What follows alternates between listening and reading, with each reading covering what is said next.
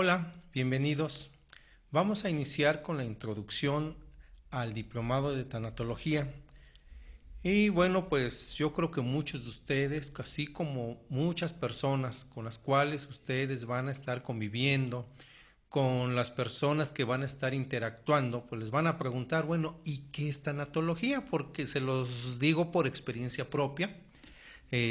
Cada vez que nos acercamos con personas, ya sea a dar un diplomado, un curso o una sesión, una intervención tanatológica, siempre pues no falta esa pregunta, ¿qué es la tanatología? Bueno, pues vamos a ver un poco sobre esto y bueno, pues ustedes van a ver en la primera imagen cómo ahí está describiendo la palabra tanatología y empezamos primero con desglosarla en sus derivados griegos y estamos viendo que tánatos, derivada del griego tánatos, y es el nombre que en la mitología griega se le daba a la diosa de la muerte, hija de la noche, denominada Eufrone o Eubolia, que quiere decir madre del buen consejo,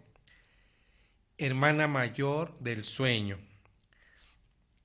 La noche tuvo a su hija, la muerte o tánatos, sin la participación de un varón, por lo cual muchos la consideran una diosa.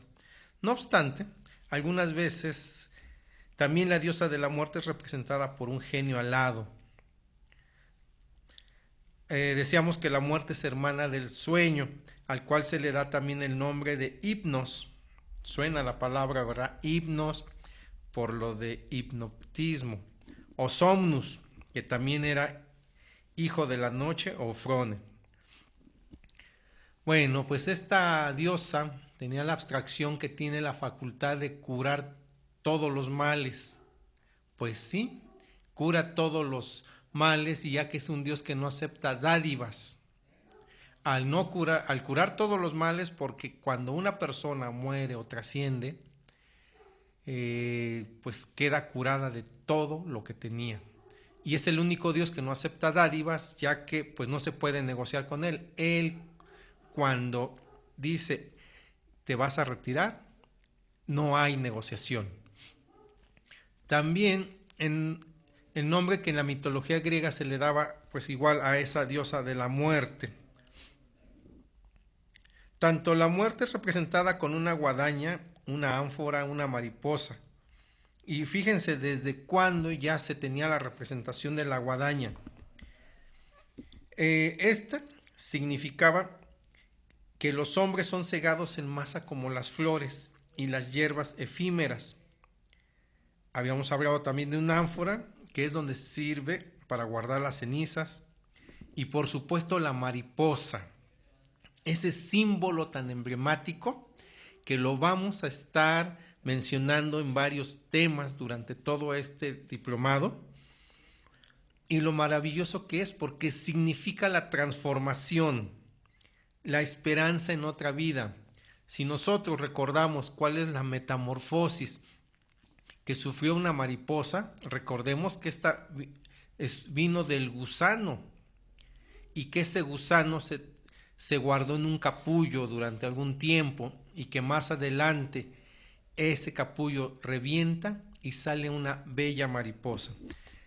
Y les digo que vamos a estar repitiendo mucho este símbolo tan emblemático de la tanatología, porque en muchas épocas durante el desarrollo y la transformación de la tanatología, una de ellas, por ejemplo, fue la doctora Kubler-Ross, que en sus investigaciones, cuando estaba en su caminar, y eso lo podemos ver en uno de sus libros, va a los campos de concentración, ya que había terminado la Segunda Guerra Mundial, y ahí también ve representada la mariposa.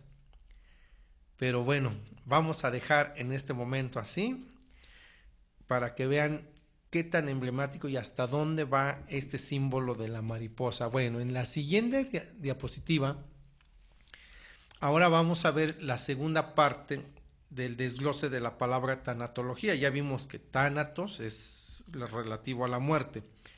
Y logos. Logos se deriva del griego logos y que tiene varios significados, entre ellos palabra, razón, estudio, tratado, discurso, sentido, etcétera. Y fíjense que la gran mayoría de los filósofos griegos le daban la acepción de sentido. Pero yo creo recordarán en la escuela cuando nos hablaban de alguna de las materias y empezaban en la introducción que biología, en donde bios es vida y logos es el estudio.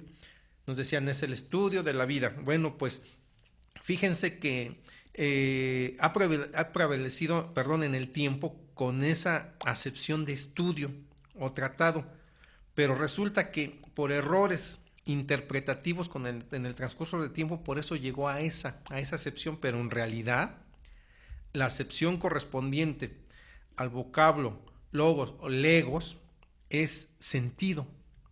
Entonces, uniendo estas dos palabras, entonces tenemos que tanatología se define etimológicamente como la ciencia encargada de encontrar sentido al proceso de muerte.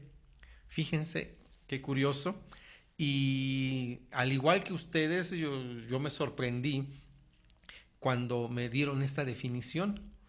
Toda mi vida, para mí, logos fue estudio. Entonces, yo decía estudio de la muerte cuando vi por primera vez la palabra tanatología, pero no, fíjense. Con estas sorpresas que se encuentra uno al estar analizando más todavía, pues toda esta sabiduría que fue encontrada con la tanatología en el desarrollo de ella. Bueno, en la siguiente diapositiva, ahí vemos ya pues la definición de la que habíamos ya hablado.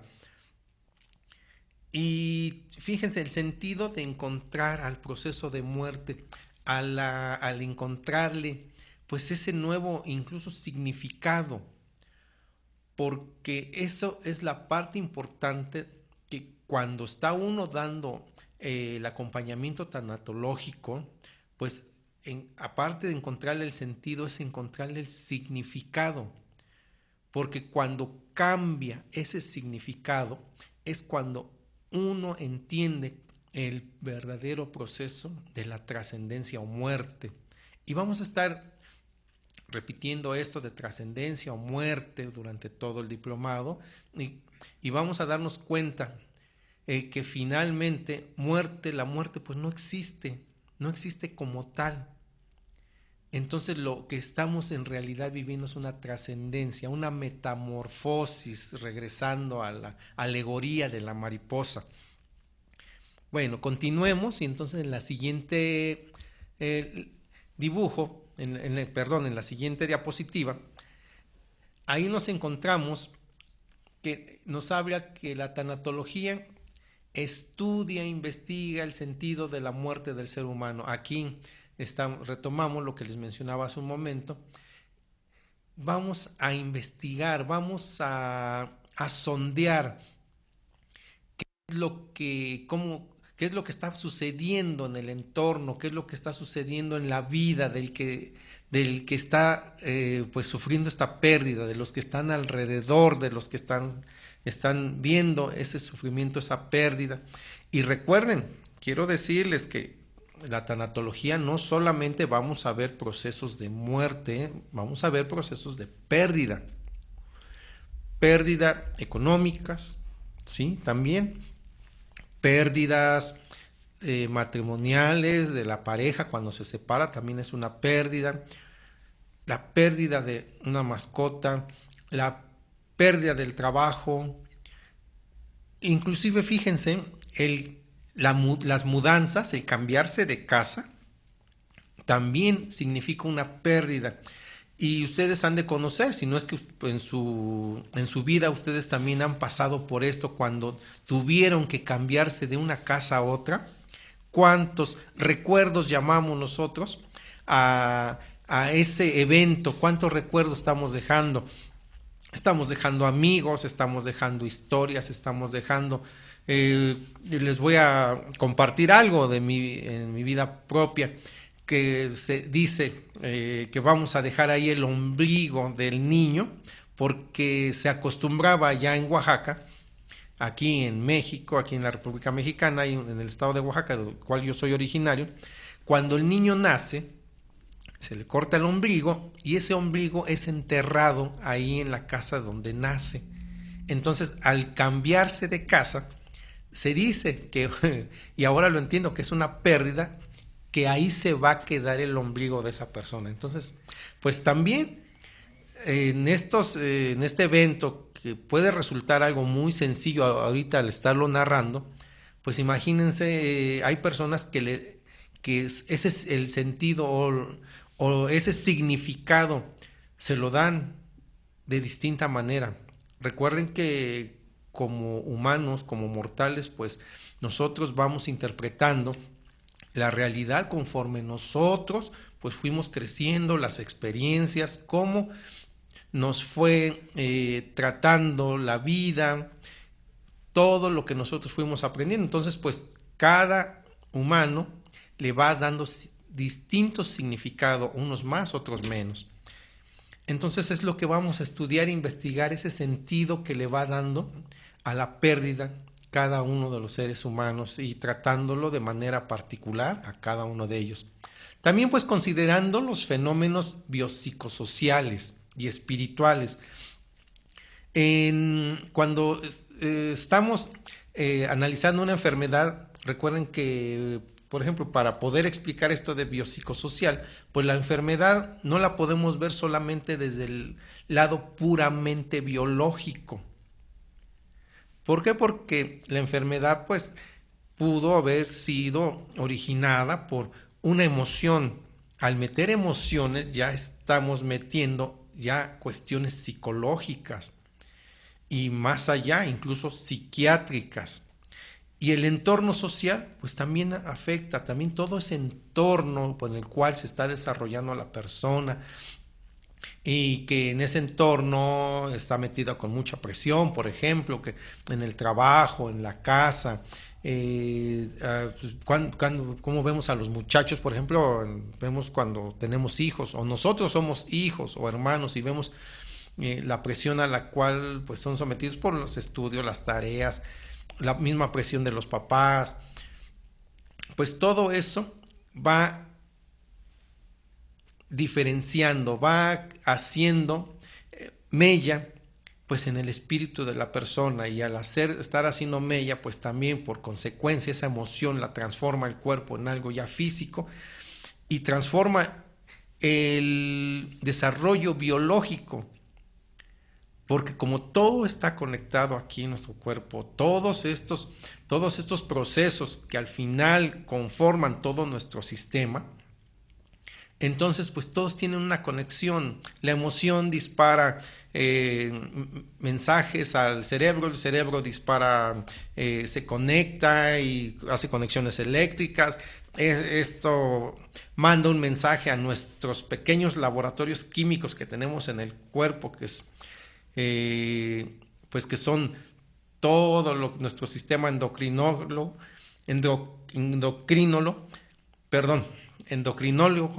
Entonces esto manda sustancias químicas y a veces esas sustancias, bueno, pues tienen una razón de ser en ciertos momentos, pero cuando las emociones se disparan, entonces pues entran sustancias químicas en el momento en el que no deberían y van causando las enfermedades.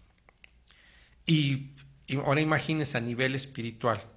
Bueno, también la tanatología considera al paciente, ya estamos hablando de él, a la familia, el entorno social, a los amigos. Sí, a los amigos también tiene los envuelve la tanatología con sus brazos. ¿Por qué? Porque también recordemos pues cuántas veces nosotros en nuestro andar aquí en esta vida, pues cuando perdemos un amigo, y luego si recordamos que a veces consideramos más de la familia, a veces a un amigo, que a la misma familia. Entonces, nos duele el que le esté sucediendo algo a ese amigo.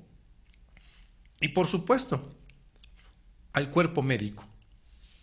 El cuerpo médico que está atendiendo, y no estamos hablando solamente de la enfermera, del médico, también del que nos llevó en la ambulancia, la que nos atendió en la recepción, el que está haciendo el aseo. Fíjense hasta dónde va impactando todo esto.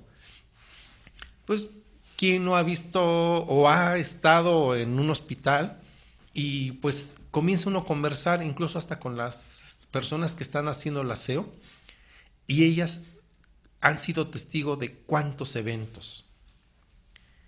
Testigos involuntarios muchas de las veces, que les ha tocado pues situaciones críticas cuando están atendiendo a personas, y que pues también eso las impacta. Ellas también tienen su historia. Bueno, pues todo eso atiende la tanatología. En la siguiente diapositiva nos menciona que la tanatología es un estudio interdisciplinario del moribundo y la muerte.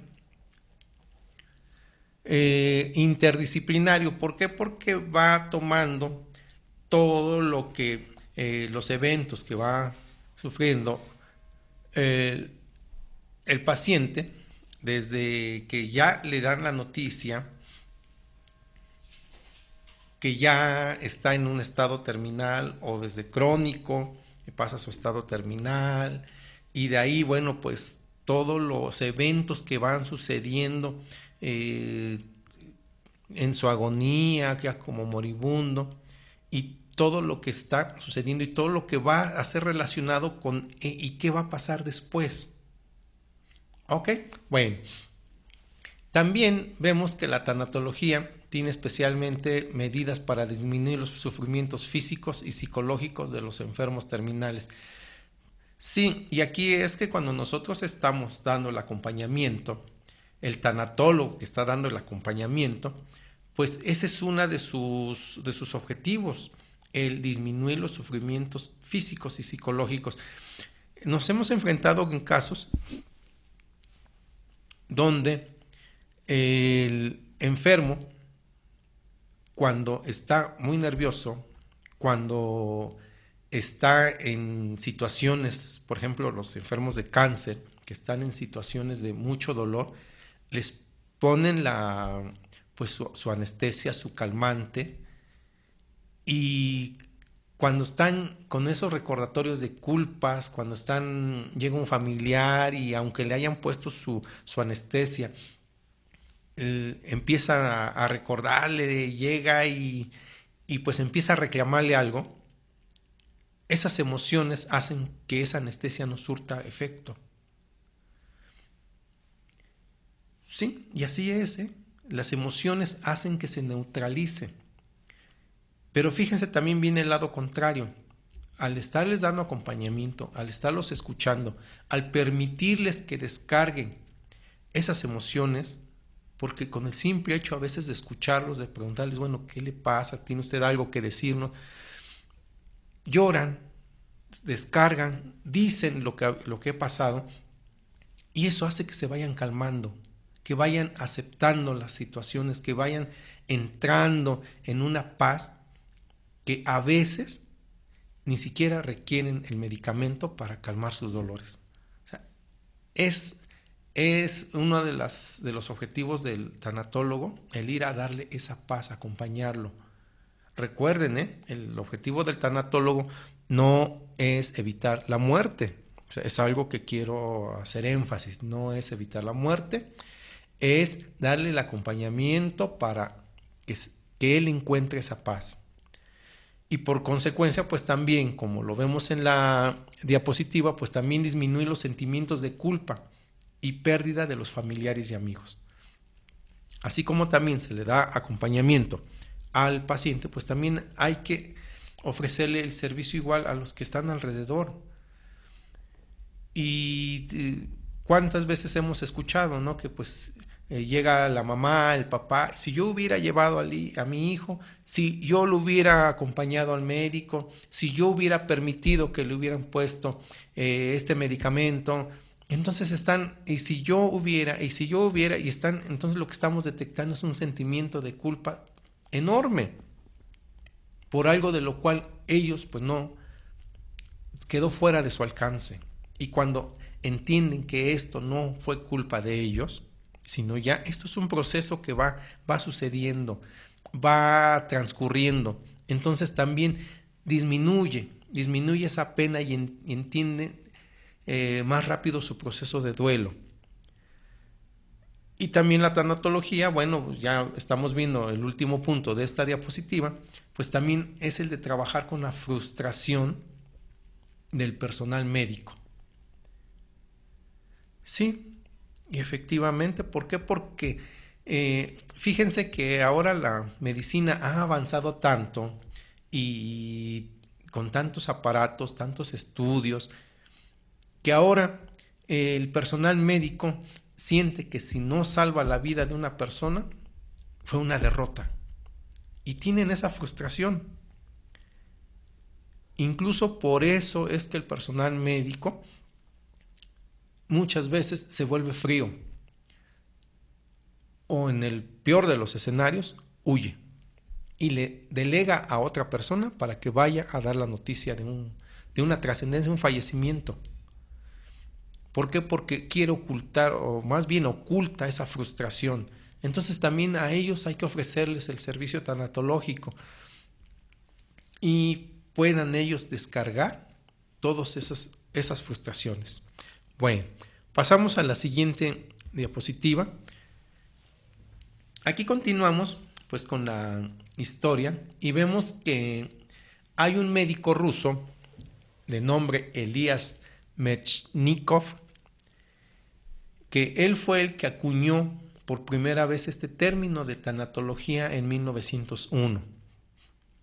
Fíjense, este médico fue premio Nobel en medicina en 1908 y él hizo que en la rama de la medicina forense se usara, pero entonces se le daba un encauce a que la tanatología era el tratamiento pues de la muerte de los cadáveres. Por eso es que empezó con la medicina forense y tenía un punto de vista médico-legal. Entonces pasamos a la siguiente diapositiva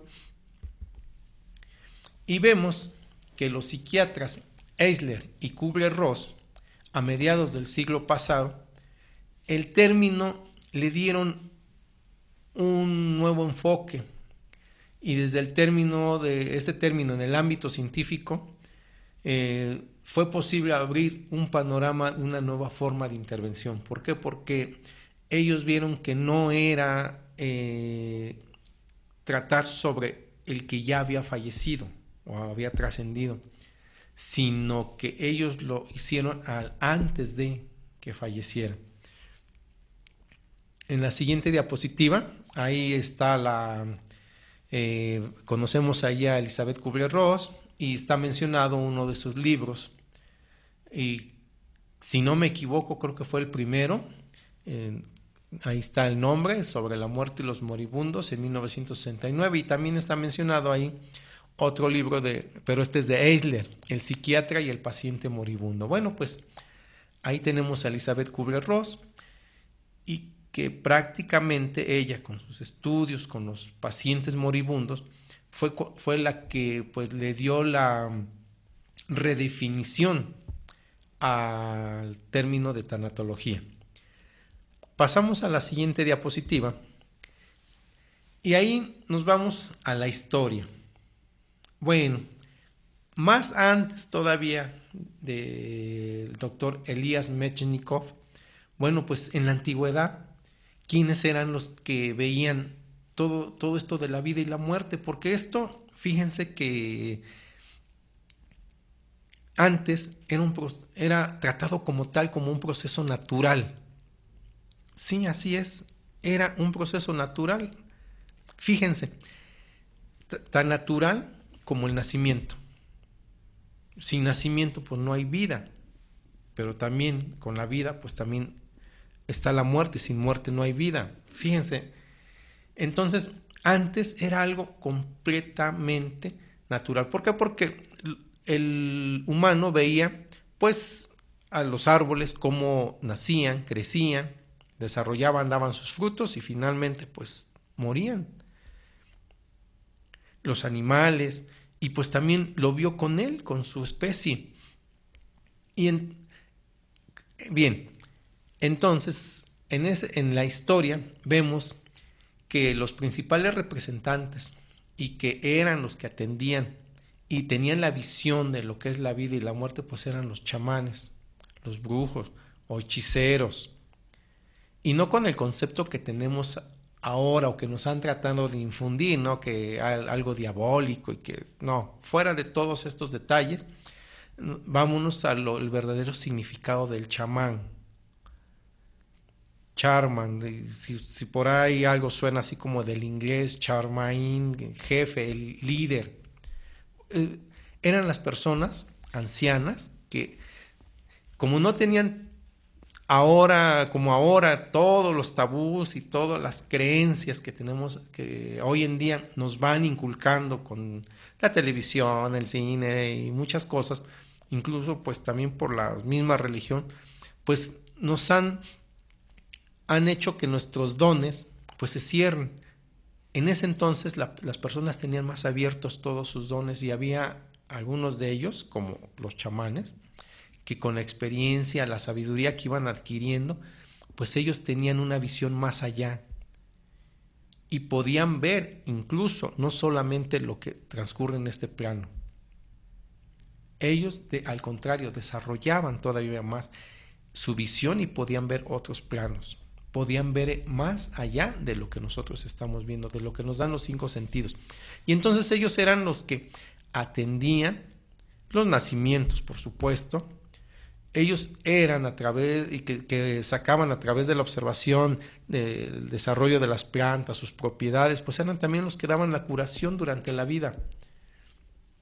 Y por supuesto que eran los que sabían qué pasaba más allá cuando el mortal cumplía su objetivo y era el momento de que se fuera. Ellos los entregaban, ellos los acompañaban. Fíjense qué es lo que sucedía. Entonces, por eso les digo, esto era y es y sigue siendo un proceso natural. En la siguiente diapositiva, bueno, pues vamos a retomar la historia y vemos que después de 1901, cuando se acuñó el término de tanatología, pues viene en 1930 un periodo de confinamiento de la muerte a los hospitales. ¿Qué fue lo que sucedió? Antes de estas fechas, la forma natural en la cual se recibía la muerte pues era en la propia casa de la persona, rodeado de su familia, con sus hijos, sus nietos, si es que ya los tenía, o sus familiares, pues, sus amigos. Y cuando llegaba el momento de su muerte o trascendencia, que antes pues no era algo que duraba como ahora que vemos que las personas están, incluso meses, años, están con una enfermedad, la cual finalmente lo lleva a la trascendencia o muerte. Antes pues no era tan largo. Entonces, si alguien, por ejemplo, pues se caía del caballo o trabajando se lastimaba o pues una enfermedad como la que hemos tenido conocimiento a través de la historia de las pestes, pues sí, enfermedades como la gripa, lo que ahora nos vamos curando con una pastilla, algo, antes pues diezmaba a la población. Entonces, cuando ya se veían en esos casos, pues simplemente reunían a la familia, ya sabían que la persona ya estaba próxima a fallecer o trascender, se despedía de todos y en su casa recibía el paso hacia el otro plano. Y lo hacían de una manera pues familiar, ahí con el confort de su familia y con la paz que recibían. Pero conforme va teniendo avances la medicina, se van creando los hospitales. Y también algo que sucede, ¿no? Muy curioso, de que vemos que pues empieza la religión igual a meter ese miedo, pues que va a sufrir y que forzosamente tiene que arrepentirse y nace el término de pecado y bueno, tantas cosas. Entonces ahora se vuelve un miedo a la muerte, se vuelve algo como un tabú. ¿Y qué es lo que deciden? Bueno, pues al nacer los hospitales, pues ¿sabes qué? Mándalo al hospital. Entonces en 1930 empieza el periodo de confinamiento de la muerte a los hospitales. Ya va a fallecer, se lo llevan al hospital. 1950, el cuidado de los enfermos en fase terminal fue trasladado a las instituciones hospitalarias y ahora el esfuerzo es por ocultar la muerte.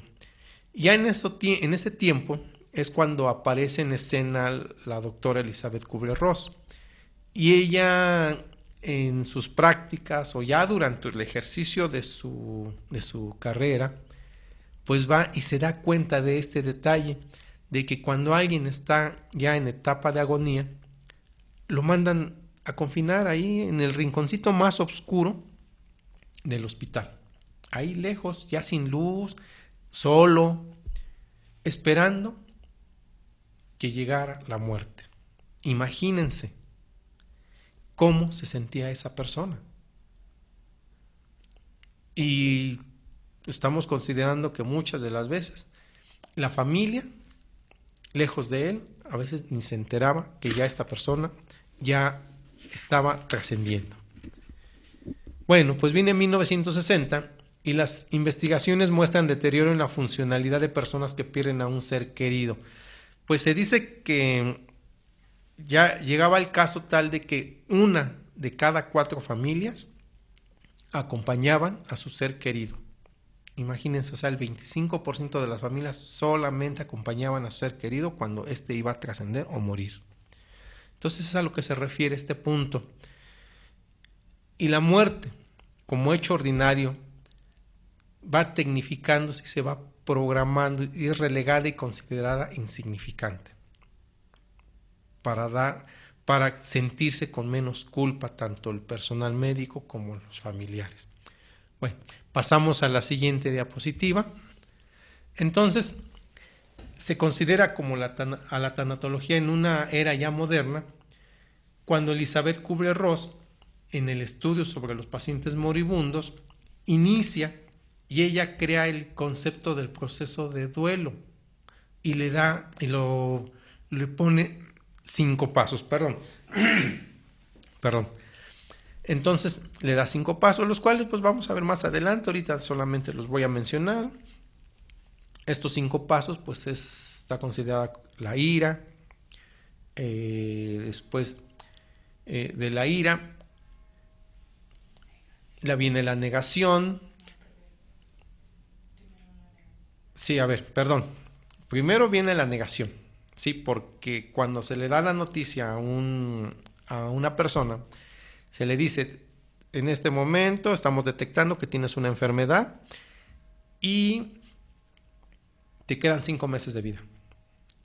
¿Qué es lo primero que la reacción primera de esta persona es? No es cierto. Entonces sí, es negación, perdón, estaba confundiendo aquí. Entonces es la negación, la primera de las fases.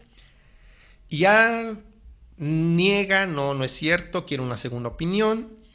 Y se va a la segunda, se va a la tercera, se va a la cuarta. Y cuando ya se le acaban las opciones, entonces entra en el proceso de la ira. ¿Por qué a mí? ¿Por qué yo? Si yo soy tan bueno. ¿Por qué no al vecino? ¿Por qué no al que está asesinando? Pero no, esto no es posible. Dios, o sea, y empezamos a arremeter contra todos. Contra Dios, contra el doctor, contra la familia, contra todos, contra mí mismo. Entonces viene ese periodo de ira. Cuando la persona se da cuenta que ya esa emoción deja de tener funcionalidad, entonces entra en una etapa de depresión.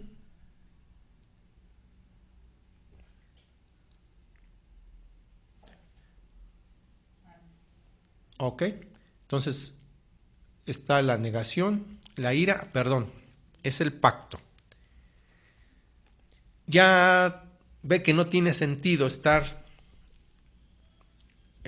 renegando contra todo, y entonces tiende a hacer un pacto, que es la tercera etapa del proceso de duelo según la doctora Elizabeth Kubler-Ross.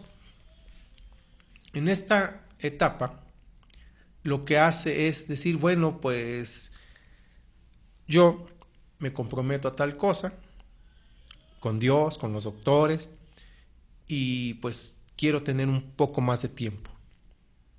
Para tal caso, pues yo me comprometo a. Entonces, hay un pacto. Y fíjense, la doctora Kubler-Ross, incluso nosotros como tanatólogos lo hemos visto en casos verídicos donde las personas se han puesto a platicar con Dios. Tenemos un caso ahí, personalmente yo lo atendí, de una señora X, amiga, en que le detectaron cáncer en los senos, y entonces pues el doctor pues, le dijo que estaba muy avanzado. Entonces ella fue y se metió en oración, hizo un pacto con Dios y le dijo, Dios mío, permíteme que vea yo a mi hijo terminar sus estudios y después puedes hacer de mí lo que desees. Y funcionó, porque incluso los médicos pues, le decían, oye, pues ¿qué pasó? El cáncer se detuvo, incluso disminuyó, pero ese pacto pues tenía fecha límite cuando su hijo pues terminara sus estudios. Y a mí me tocó platicar con ella cuando precisamente estaba sucediendo eso, que su hijo estaba terminando sus estudios y ella se estaba empezando a sentir ya mal. Ella reconocía que el pacto estaba llegando al final de su periodo. Y entonces aquí entra la cuarta parte, la cuarta fase de este proceso de duelo. Fíjense, ya pasamos la negación, la ira, el pacto, y ahora viene la depresión o tristeza. ¿Por qué? Porque ahora sí, ya entendí, ya estoy viendo que mi cuerpo ya se está dañando, ya estoy viendo los resultados, y entonces entro en una depresión, tristeza, y para pasar a la quinta fase, que es la aceptación, donde ya llego a una cierta paz y empiezo ya a olvidarme de todo lo demás. ¿Por qué? Porque ya entendí, ya acepté qué es lo que está sucediendo. Bueno, pues todo eso fue lo que observó la doctora Elizabeth Kubler-Ross y por eso definió sus 5 etapas en el proceso de duelo. Pasamos a la siguiente diapositiva y aquí estamos presentando una definición ya actual y que pues estamos considerando que está muy completa. Miren, la vamos a leer y dice: la tanatología es el estudio científico y humanístico de todo conocimiento relacionado con el morir, la muerte y el duelo en el ser humano. Nos proporciona las herramientas que necesitamos para enfrentar la muerte y sus distintos procesos. Apoya la revaloración de la calidad de vida del paciente, su familia, amigos y cuerpo médico. Se funda en el principio de que todos los seres humanos somos mortales. ¿Se dan cuenta? Pues está narrando pues todo lo que hemos ahorita mencionado, en que pues estamos conociendo qué es lo que está sucediendo en el entorno del paciente, de los amigos, pues del personal médico. Y fíjense que la tanatología nos va a dar herramientas las cuales pues ustedes las van a ir conociendo más adelante. Vamos a platicar de ellas, vamos a decirles en qué consisten, para poder enfrentar los procesos que van a llevar a una pérdida. Y pues, también aquí lo que está mencionando pues es la revaloración de la calidad de vida del paciente para que llegue a esa aceptación, llegue a esa paz y de todos los que lo rodean. Porque si el paciente tiene una buena calidad de muerte, una buena calidad de vida, va a llegar a una buena calidad de muerte y también va a dejar una muerte con la que puedan vivir su familia, sus amigos y bueno, todo el entorno.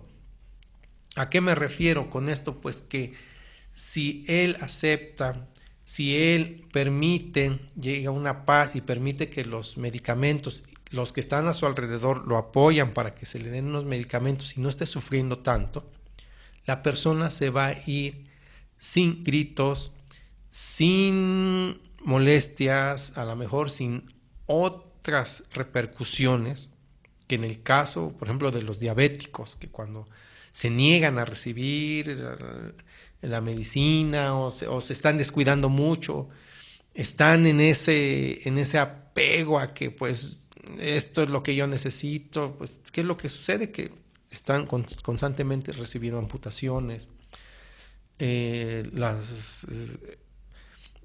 están pues limpiando su cuerpo, su organismo, porque los riñones llegan a ya no funcionar y todos son procesos muy dolorosos. Entonces, cuando una familia ve todo ese proceso, o como los enfermos de cáncer de los huesos, que estuve muy cerca de uno de esos casos, donde la familia pasó todo ese proceso y el paciente con mucho dolor. Finalmente, a mí me tocó estar ahí, yo no era tanatólogo en ese entonces, simplemente era amigo de la familia y me tocó estar cerca de esta persona y ella lo único que quería, me decía, ya no quiero que me pongan nada, ya me quiero ir.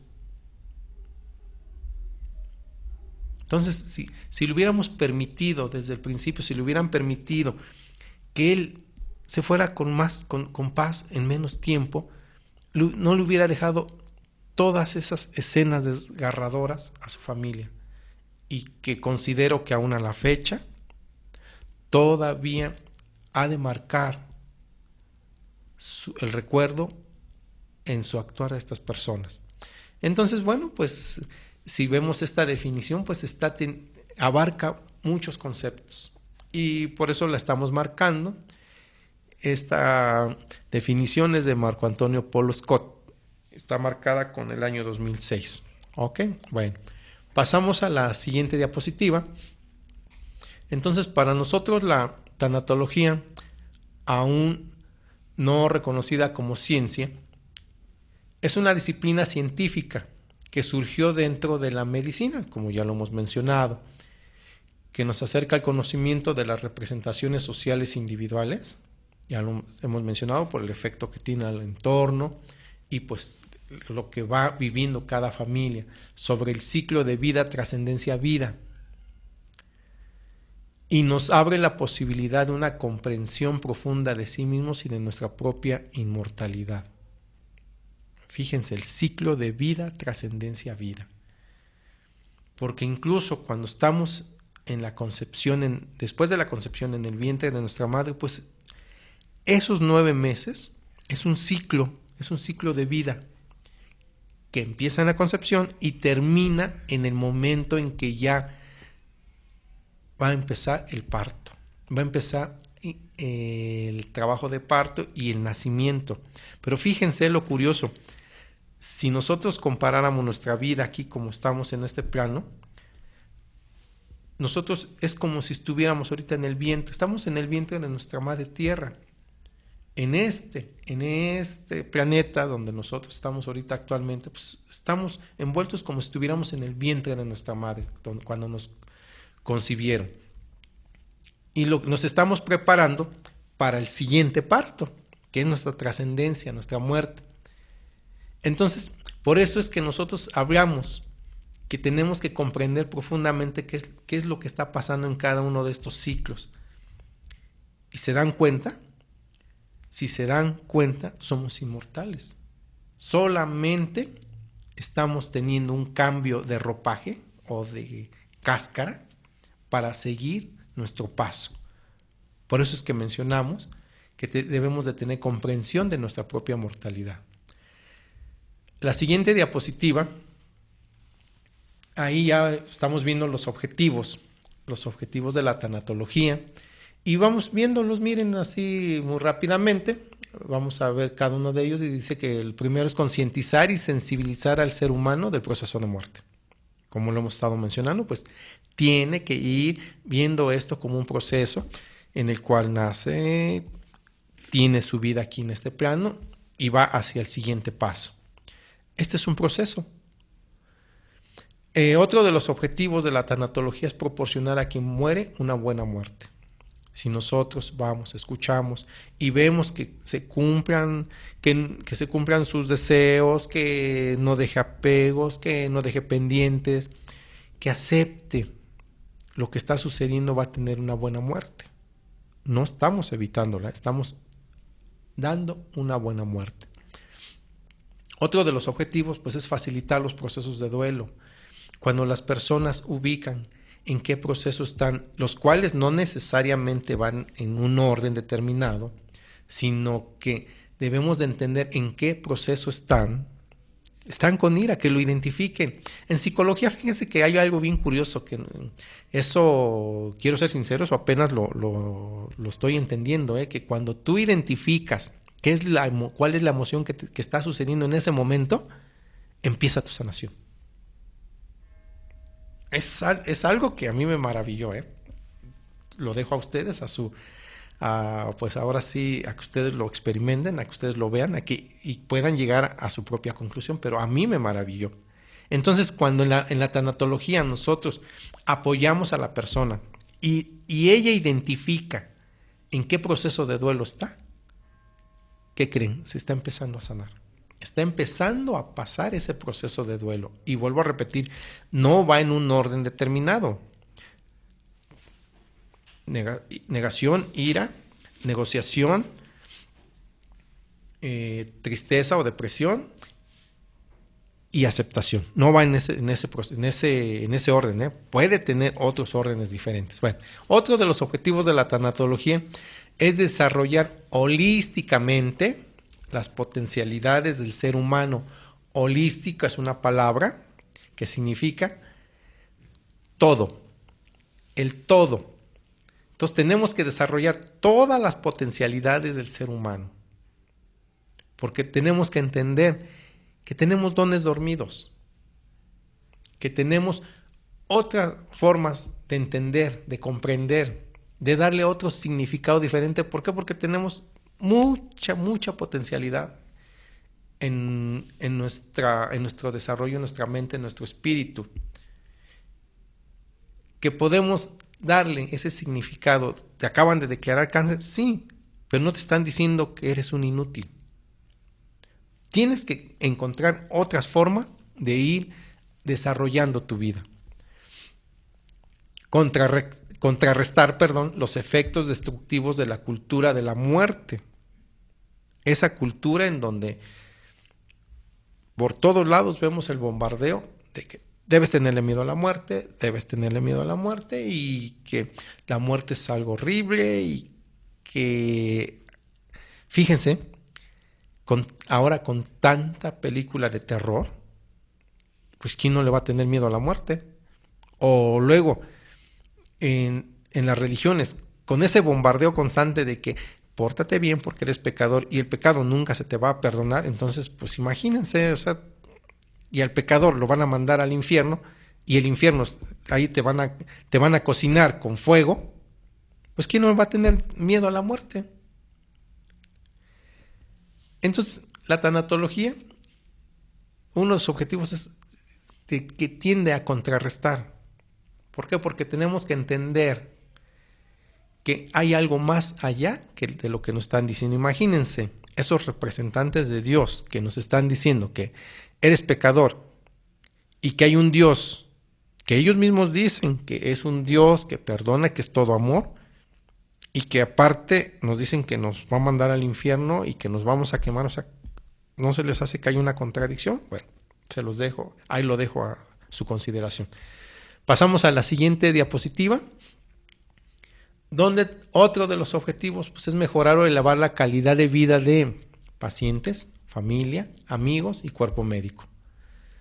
Entonces, pues eso ya lo hemos mencionado y lo vamos a seguir mencionando, ¿eh? Vamos a seguir viendo, pues con el uso de las herramientas, vamos a ver el acompañamiento y que pues esto tiene que extenderse a todo, a todos y no solo en el ámbito hospitalario, porque ahorita, así como lo estoy mencionando, tal parece que lo estoy nada más encajonando al hospital. No, esto se puede llevar a las fábricas, se puede llevar a las escuelas, se puede llevar ahí en nuestra casa, se puede llevar a donde ustedes gusten y manden.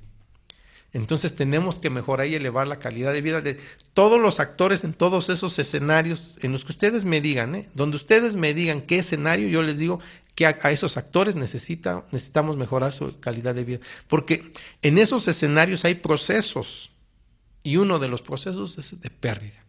En todos ellos.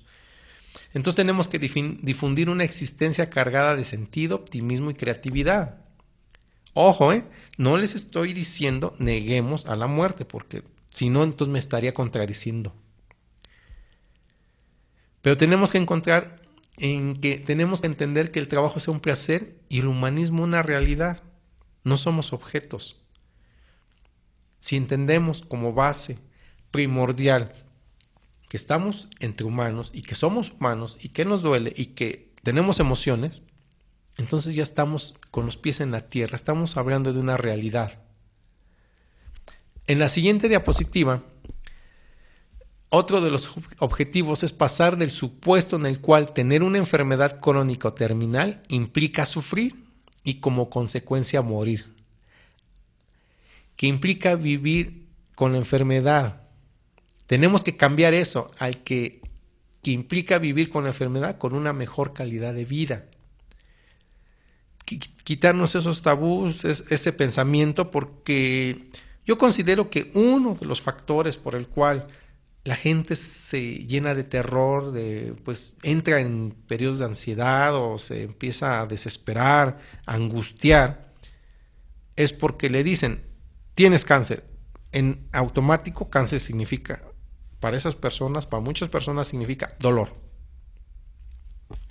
Le dicen, tienes diabetes, dolor. Entonces, pues,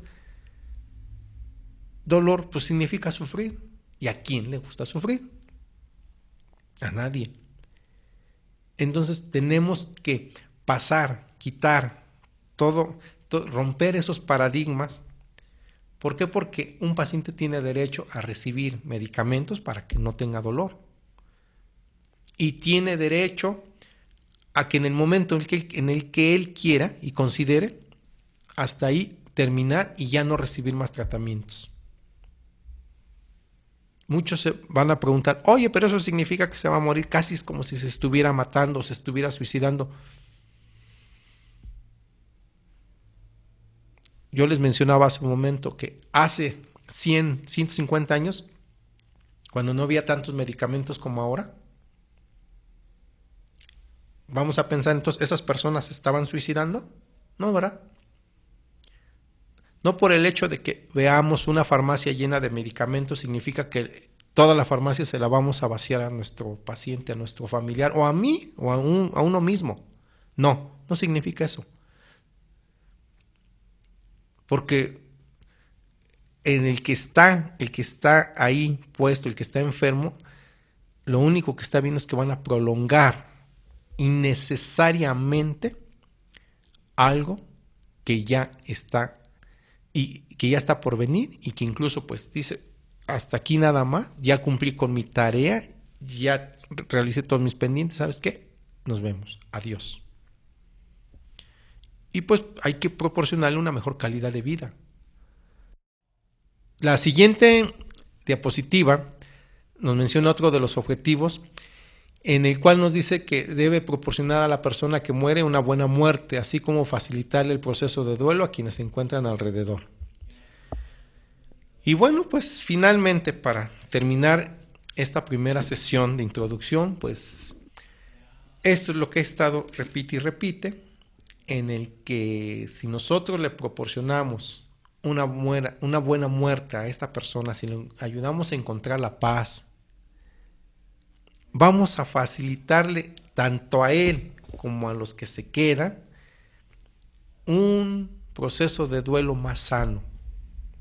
Vamos a darle un proceso en el cual acepten y encuentren el significado real, que le den ese cambio de lo que está sucediendo y que vean cuál es el aprendizaje que deben de tener, tanto el que se va como los que se quedan.